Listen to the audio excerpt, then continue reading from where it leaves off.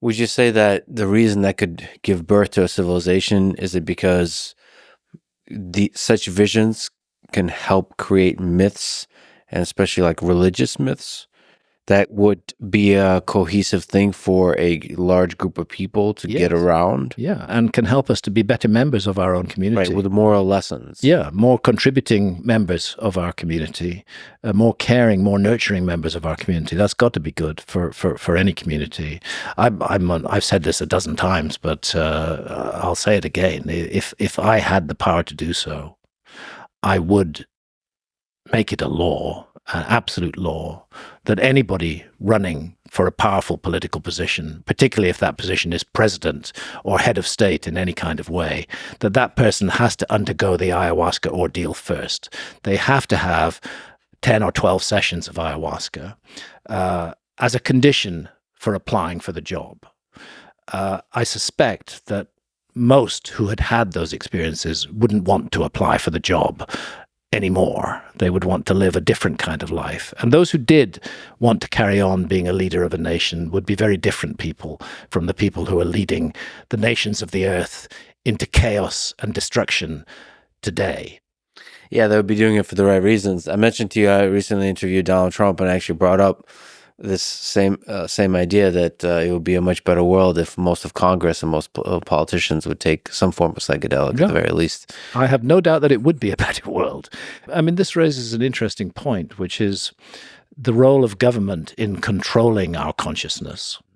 And in my opinion, the so-called war on drugs is one of the fundamental abuses of human rights that have been undertaken in the past 60 years.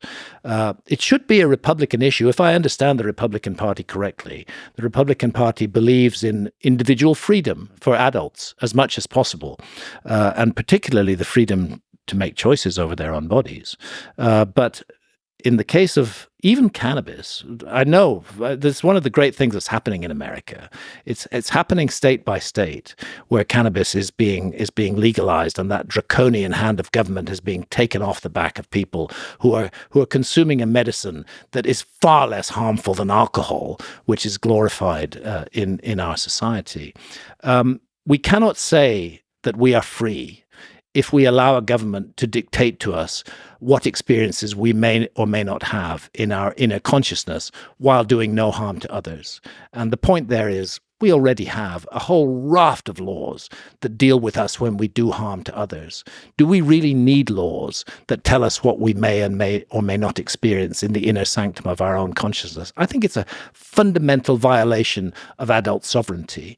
And we would have much less drug problems if these drugs were all legalized and made available to people without shaming them, without punishing them in any way, but just part of normal social life. And then you could be sure that you were getting good product rather than really shitty product, which has been cut with all sorts of other things. Ultimately, the way forward is for adults to take responsibility for their own behavior and for society to allow that to happen, and not to have big government taking responsibility for decisions that should be in the hands of individuals. And for me also, it's exciting some of these substances like psilocybin are being integrated into scientific studies, large scales.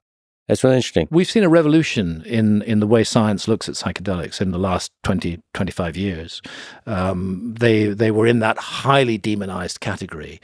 But again, it's one of those paradigms which gets overwhelmed by new evidence, and it began to be realized that psilocybin and other psychedelics are very helpful in a range of conditions from which people suffer. Post-traumatic stress disorder, the fear of death when you're suffering from terminal cancer can be overwhelming, and it's been found that psilocybin can remove that.